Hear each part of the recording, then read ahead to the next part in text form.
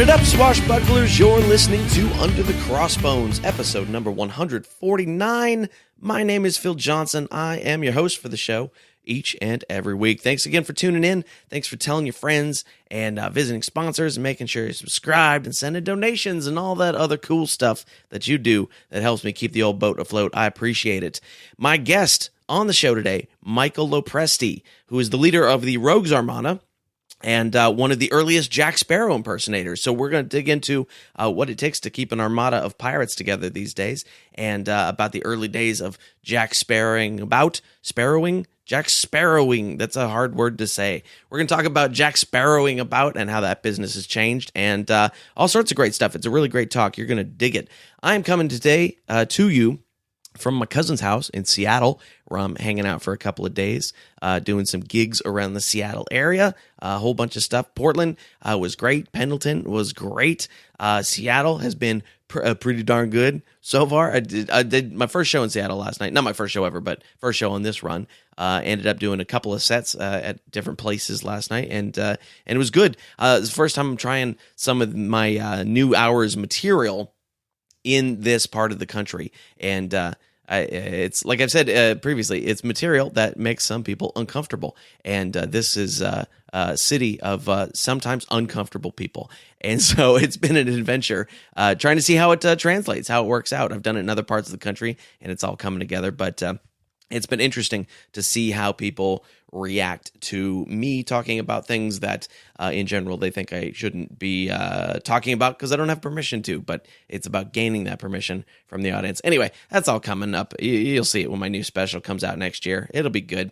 I was in Portland for a couple days, and normally when I go to Portland, I would eat voodoo donuts until I'm sick. And this time I did not do that. I thought I'm going to try another place. I went to the old Yelp listings to find out what other donut shops they've got in there, and ended up at a place called Pips Donuts, which sounds very. There was a line outside because apparently that's what people in Portland do: is they wait in line for donuts. It's hard. Oh, yeah, Voodoo Donuts always has a line, and apparently so does Pips. But what they do is they do little tiny donuts that are about 2 inches.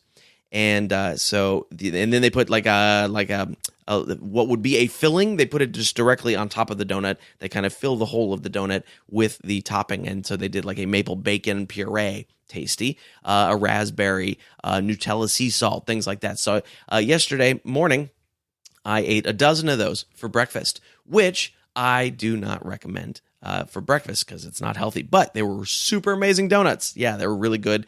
They come out nice and hot and sort of chewy and gooey. Oh, really good. So shout out to Pips Donuts. Good job on you guys for that. Show is brought to you today by Blackbeard's Ghost. Yeah, it's been 300 years since Blackbeard died, and Blackbeard is he's coming back. He was like, it's a big anniversary, so I'm going to come back. Got himself a publicist. So Blackbeard's Ghost, you're going to be seeing on like TMZ. He's doing a stop there, and The Tonight Show, Kimmel. I hear he's going to do carpool karaoke with James Corden. What song, you ask? Why? Of course, Garth Brooks, I've Got Friends in Low Places. That's what I hear. I'm not sure, but it would make sense. Or might be Gonna Make You Sweat by CNC Music Factory, because Pirates Gotta Dance, right? Pirates Gotta Dance. So he's coming back big. You can find Blackbeard's Ghost all over the social media at the handle OG Blackbeard YOLO. And that's all a lie. That's all a lie. Blackbeard's Ghost is not coming back to do The Tonight Show. But oh my gosh, I wish somebody would do... Somebody please dress up like Blackbeard and do carpool karaoke of CNC Music Factory with James Corden, because that would be hilarious. But I do have some really cool Blackbeard t-shirts that you can pick up. Yes. Just found a couple new ones this morning on TeePublic that you will absolutely love. One is the Blackbeard flag. Another one is like a Blackbeard illustration-y thing. And then I also found one, it's not a Blackbeard thing, but it is one of the pirates from the Pirates of the Caribbean ride having a duel with the Hatbox Ghost from the Haunted Mansion. So if you're a Disney geek, that is a super cool Disney geek shirt. And plus, we all love both those rides. Anyway, TeePublic, where I've curated a whole bunch of really cool pirate t-shirts for you. And what they do is they give a piece of each sale, a large piece of each sale, to the artist. So you're supporting these independent t-shirt artists. That's great. And each time somebody buys a t-shirt, they kick me back a few shekels too. That helps me keep the old show going. So if you want to see the 100+ pirate t-shirts that I've picked out for you. There's funny ones, there's sexy ones, there's scary ones. Go to underthecrossbones.com/shirt and you can check all those out right now. I'm going to be continuing on the road this week, doing a little bit of some stuff. Let's see, when this comes out, Wednesday, which is the 18th, you can see me at the Seattle Comedy Underground. That's Wednesday. I think I have my dates right. Yeah, Wednesday, July the 18th, Seattle Comedy Underground, one of my favorite clubs in the country. July 19th through the 21st, I will be at Joker's in Richland, Washington, headlining that whole weekend. July 25th, the Uptown in Oakland, California. July 28th, Comedy Lanes, Ukiah, California. And bunches of stuff coming up besides that. Tennessee, Indiana, may have a couple Ohio dates coming up in there.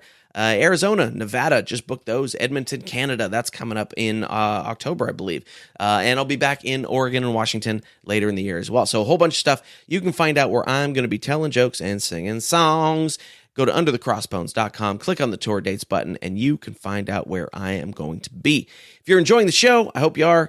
Come on and join us over on Facebook, facebook.com/underthecrossbones. On Twitter, we're at undercrossbones. And, of course, you can subscribe in whatever you're listening to this to. And make sure you subscribe. Then you get all the new episodes every Tuesday as soon as they come out. And all the show notes for this episode at underthecrossbones.com/149. Or if you're listening to it in a podcast app, just click the cover logo picture thingy there, and it'll show you all the show notes as well.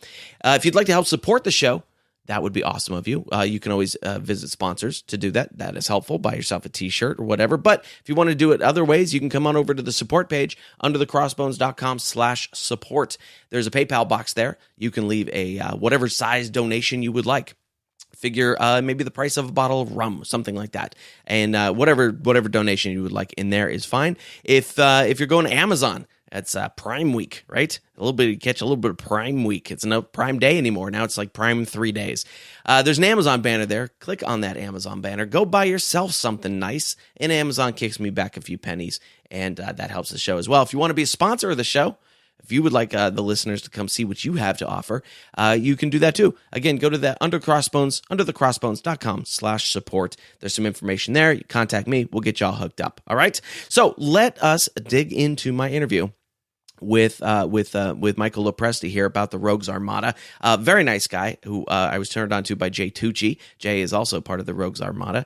And you can hear Jay, I don't know, 4 or 5 episodes back. I don't remember exactly, but it's on the episode page. You can check that out there. But Michael does really cool stuff. He's one of the earliest Jack Sparrow impersonators that came out. He was real early into that game.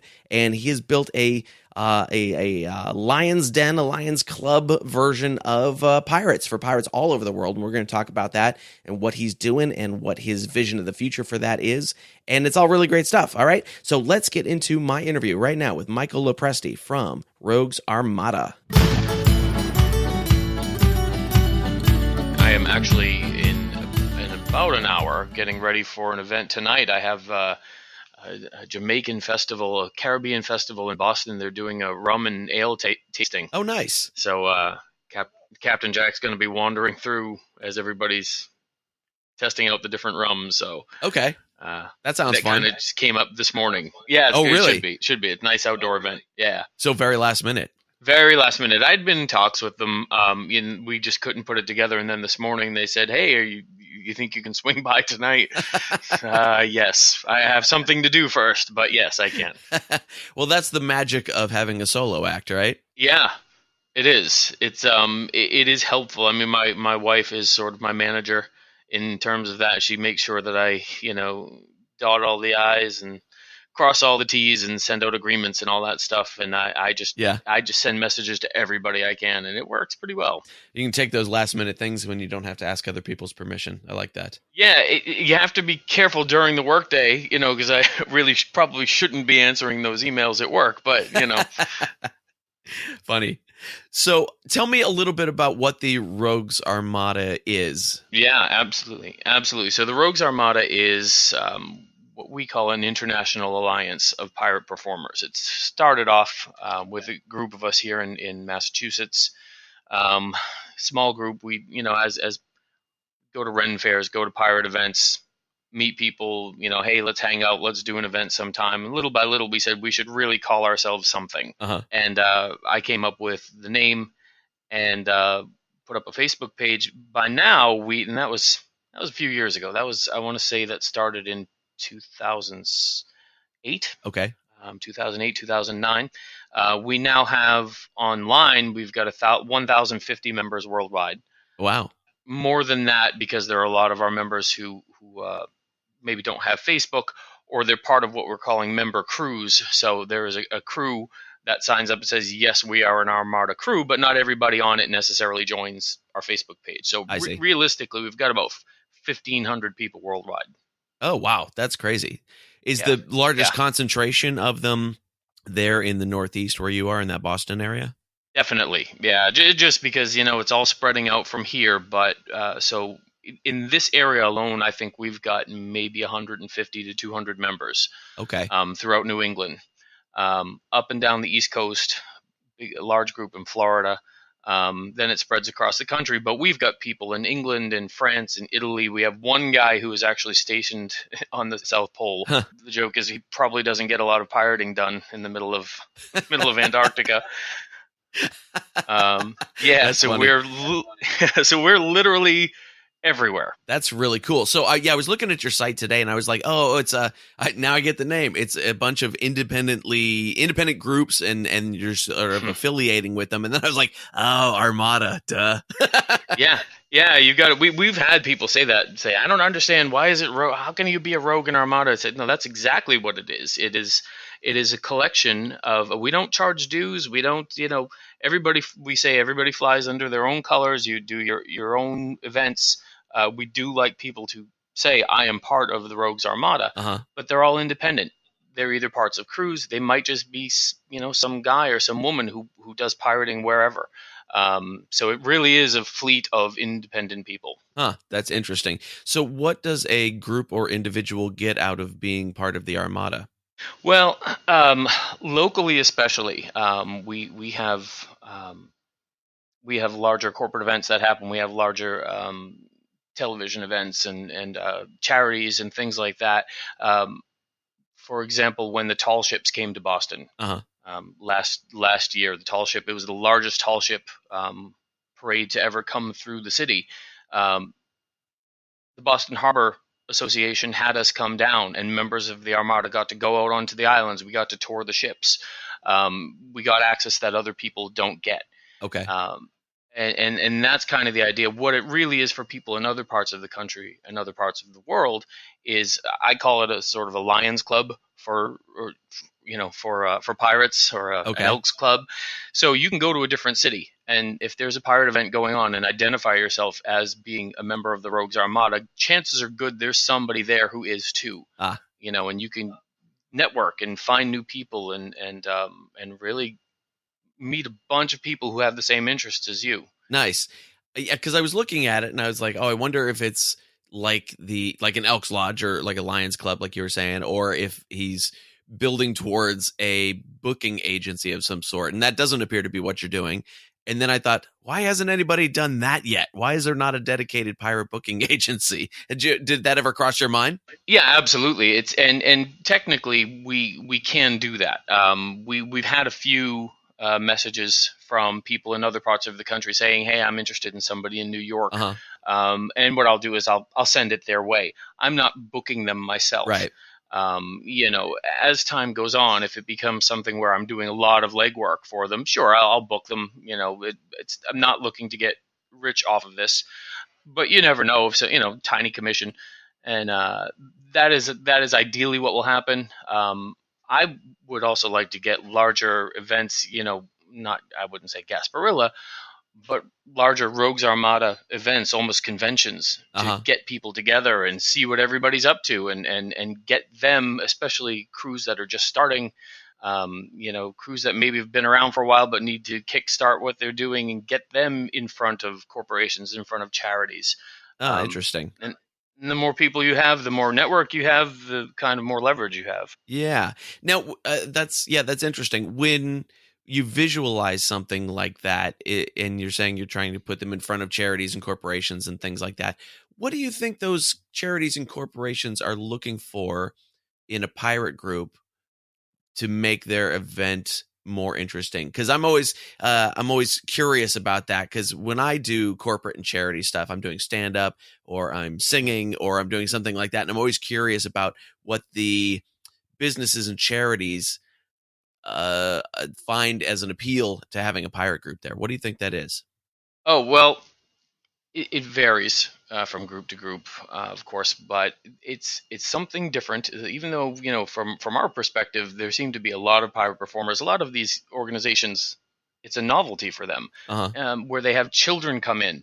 If the parents come, they're going to sit in the board meeting or they're going to sit in the charity room for a while, and they've got kids. There'll be a kids room, a family headquarters, and those children need to be entertained. The pirates will come down. We put them through pirate training. We take them on a treasure hunt.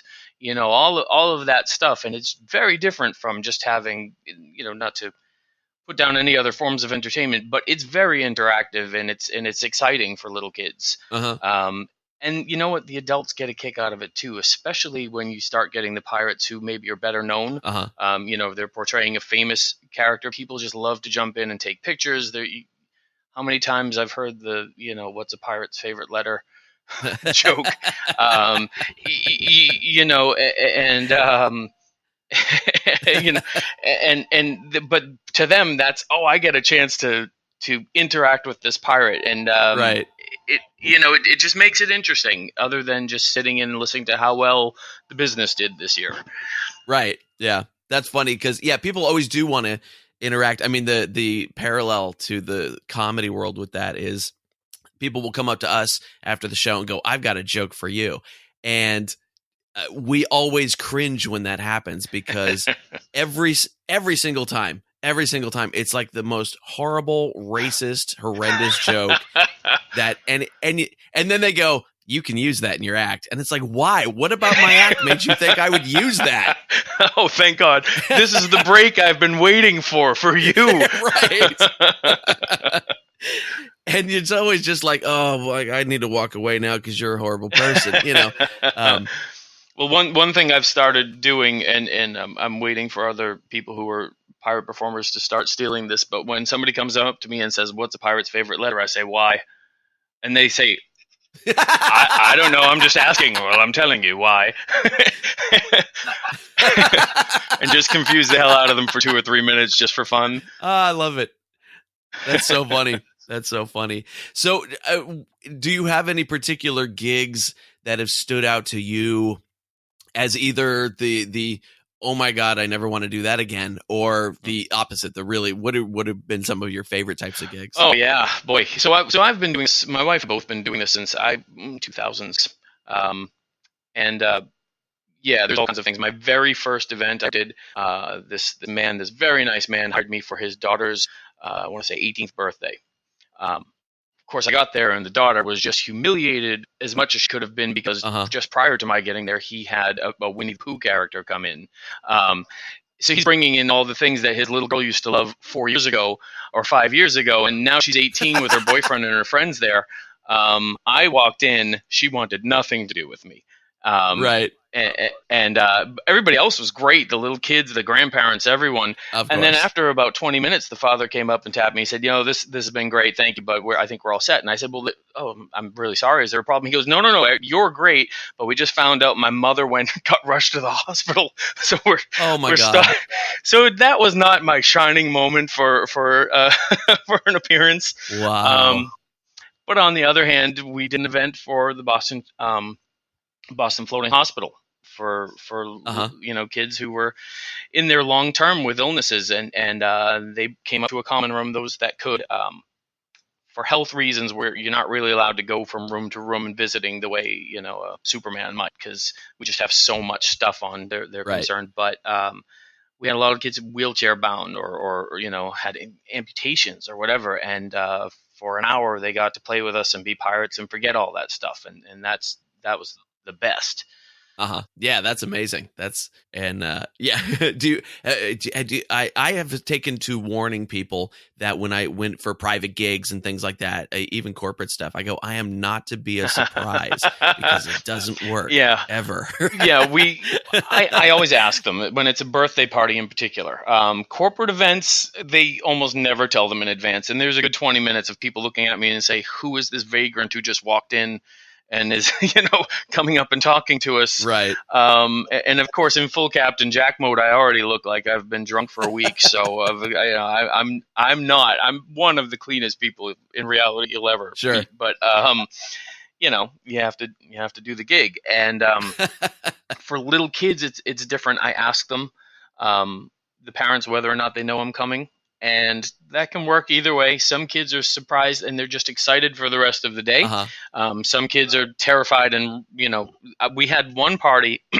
I have a guy who works with me occasionally and plays Davy Jones from the pirate movies.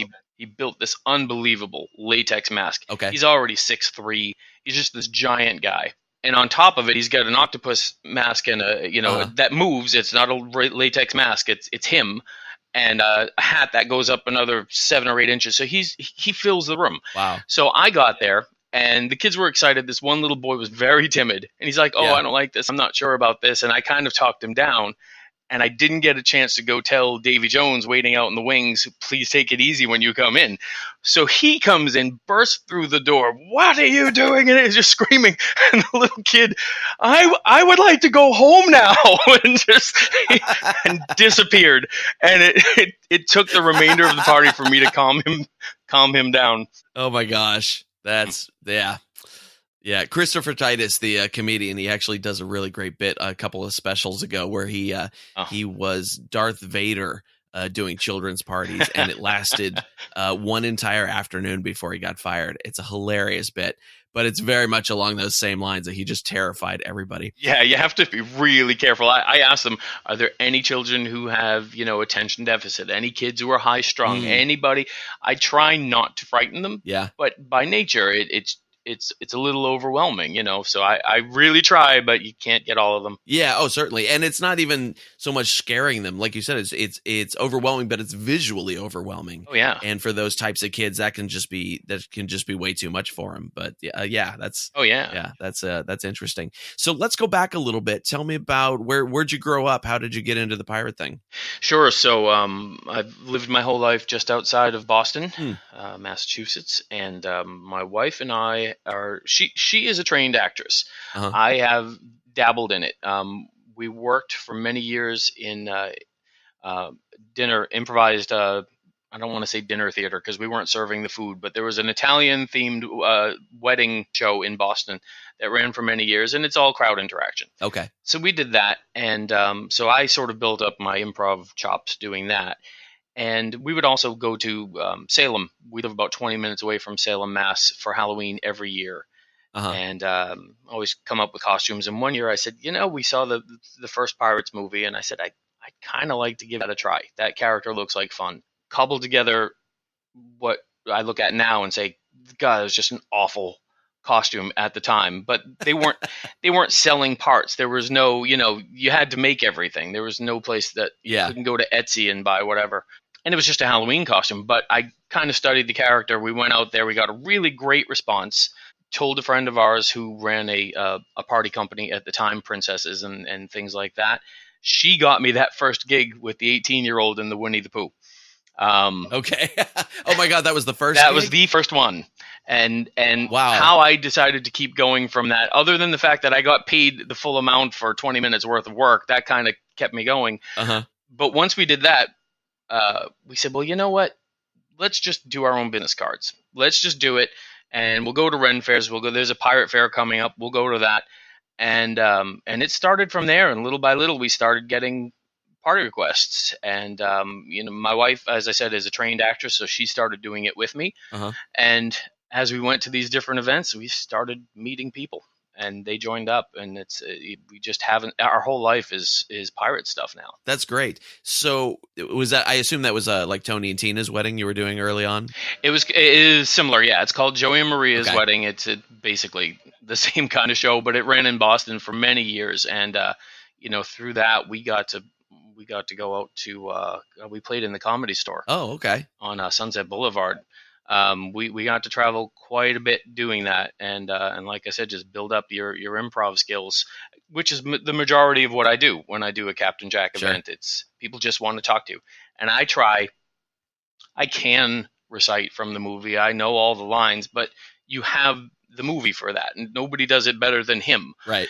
So I try to give them. You don't want a recording of the movie. You want to meet Captain Jack as much as I can give you, and so it's all improvised. Interesting. Yeah. And so after you did the costuming, what was it that made you want to even because you went out and found somebody that could book you at a party? What made you want to do that part of it? Just get that first gig? I wasn't shying away from performing in front of people.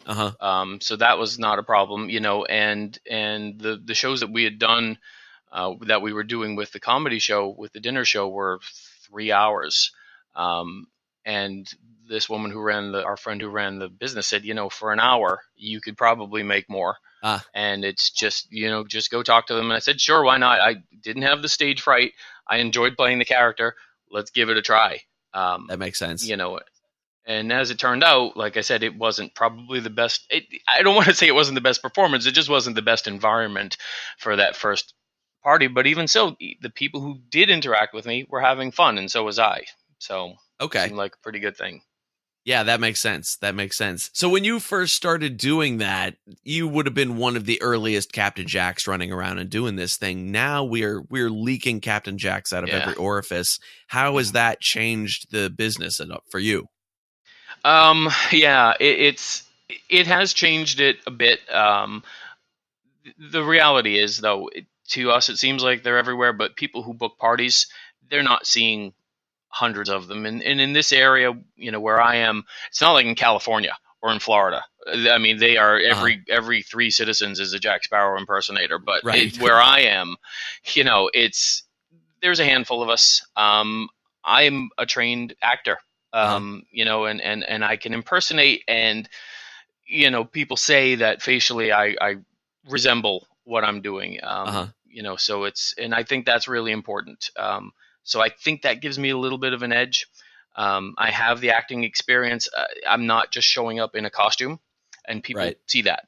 But there have been events where you go to and you say, all right, this is going to be fun. And then you walk in and there's 4 other people and you go, it's, if you went to any event and a little kid wanted to meet Batman and there were 6 Batmans, it takes away, it takes away from what each one of them is trying to do. And it takes away from the kid's experience, because they'll be going, what the hell's going on? So that's really the reason I try to avoid being in situations where there are other guys, not because I'm going to compete or I don't like them or anything like that. It just doesn't make sense to me. It takes away from what we are all trying to do. Sure, yeah, it just blows the fantasy. It's why you never see Mickey Mouse or 2 Mickey Mouses right next to each other at Disneyland. Right. Who wants that? Nobody wants that, because now they're not both Mickey Mouse. Now neither of them are Mickey Mouse. Right, exactly. Now they're guys dressed up as, and that's not what people want. Yeah. So when you started doing that, how did the collection of other pirates start to come around you so that you were looking at this idea of forming an armada? Almost aggressively in every case.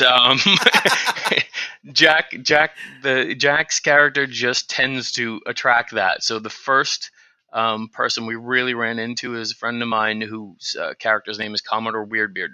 He's a kind of goth. He's covered in leather. He's amazing. He makes his own stuff. Met him at the Salem Pirate Fair, and his first thing was to throw me into one of the jail cells and lock me up. Nice. He got the upper hand on Jack. That's what everybody wants. Jack gets out eventually. The second person, the guy who plays the Davy Jones, we met him also in Salem at a different event. He was dressed up as a colonial officer on the 4th of July. We were there, and he and his father both handcuffed me and locked me up too. So they all sort of started coming around this way, little by little. And then once the group started getting bigger, then it wasn't so much a focus on me. It just, the gravity well increased, and they all started coming towards us. That's funny. It's like, well, if you want to be in the group, you have to catch Jack. That's Oh yeah, and there's always something, and there's for as many times, like I said, as you hear, what's a pirate's favorite letter? Yeah. I won't mention the joke, but when there are a bunch of Jacks in a group, somebody always has a name for the competition between the Jacks, and it's not, and I it's think like, we can yeah, all yeah, guess what that is. Yeah. yeah, we get it. You should write that down and tell someone about it, Yeah. because so there's always that. But once they're in, everybody has fun. Yeah, that's great. That's great. So, what do you see as a long-term plan for both your own business and what the Armada can do outside of some of the booking stuff that we talked about? What do you see as your sort of long-term plan for the whole thing? What I would love eventually is to get as many people as we can involved with it. And like I said, you're still running your own crew. Nothing changes. It's just that you all consider yourself part of this fleet. And for us to be able to hold large events, to travel around the country and go meet these other people. You know, we got a commendation from both Salem. We have a lot of time in Salem and in Boston. We got letters of marque from the mayors of those two cities. Uh-huh.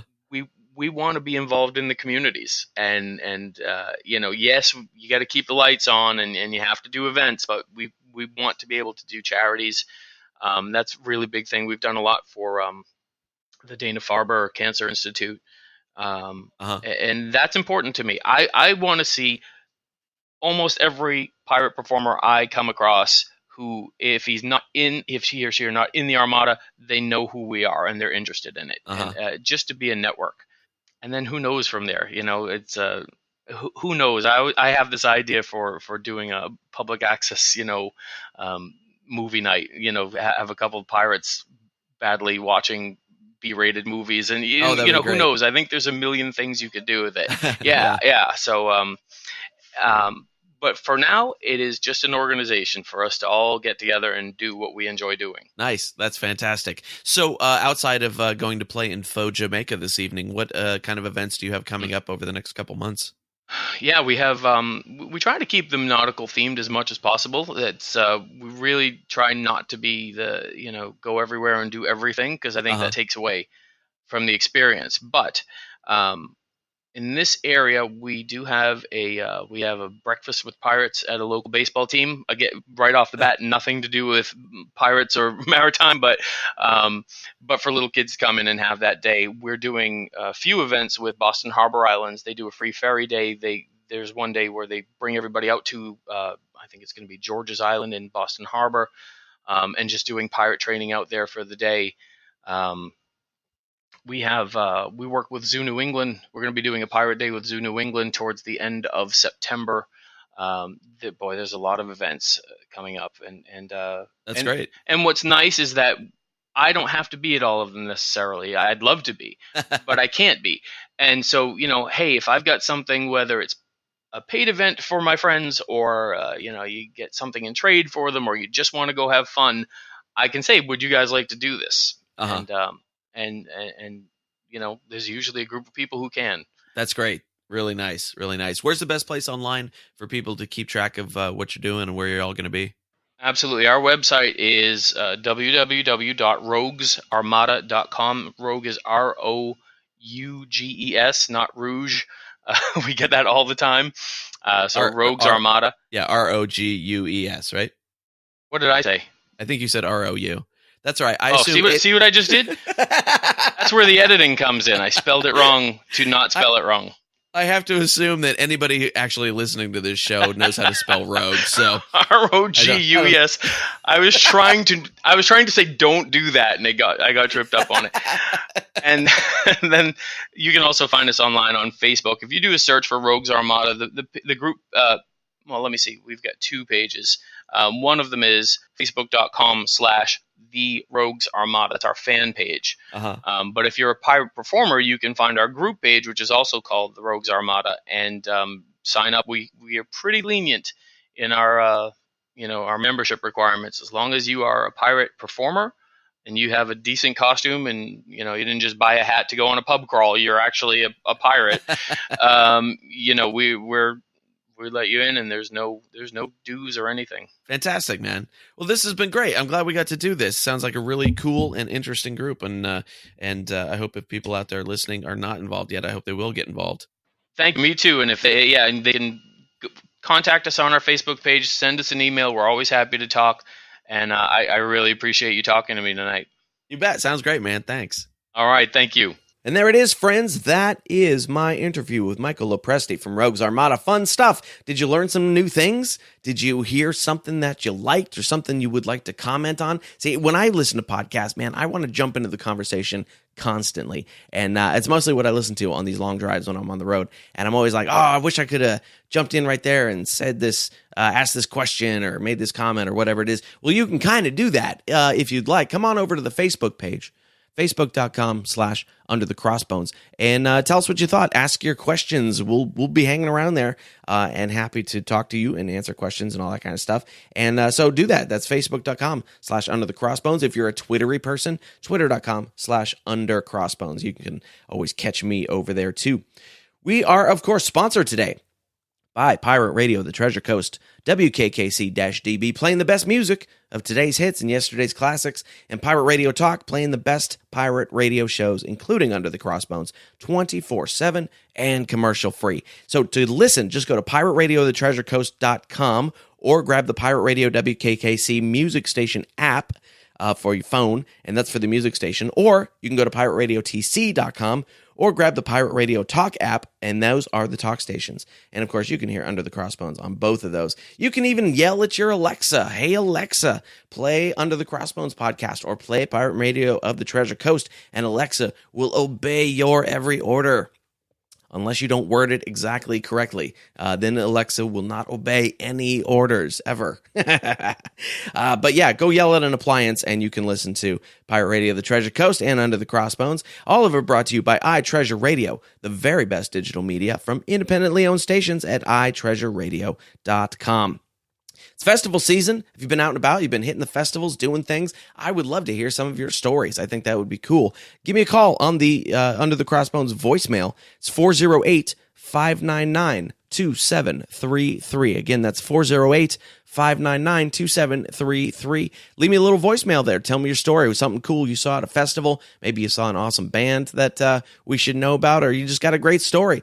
Leave it on the voicemail there, and if it's cool, I'll play it on the show. Again, that's 408-599-2733. That's a Google Voice number, so you can call it any hour of the day. I won't pick up. It's just a voicemail. You don't have to worry about waking me up or interrupting me during a gig, like has been known to happen if I don't take my cell phone out of my pocket when I'm on stage. It's ridiculous. All right, that's our show for today, friends. Thank you very much for tuning in once again. Always appreciate it. If you would like to find out more about Rogues Armada, go to roguesarmada.com. And I know you know how to spell rogues. We did that. That was funny. I had to leave that in. I thought it was funny. So yeah, go to roguesarmada.com. Check out all the stuff that's going there. Check out all the things that Michael LoPresti is doing. And it'll be fun. We got some great upcoming shows next week. Episode 150, Big 150. And yeah, David MacArthur from Pirate Radio of the Treasure Coast is finally going to be on the show. Right? You've been listening to us on there for how long now? A couple years? David's been a sponsor of the show for a long time. We're finally bringing him on for an interview. Of course we are. So that's the Big 150 next week. The week after that, Bob Bledsoe, a.k.a. Manus O'Toole, will be on the show. And that's all I've got in the can for right now. We're making some overtures to some new people to get them on. So there will be more new interviews coming up very, very soon on the list if you're following that episode guide on underthecrossbones.com. It's all coming up. I got some stuff on the calendar. All right, that's it. I will see you next week. Bye.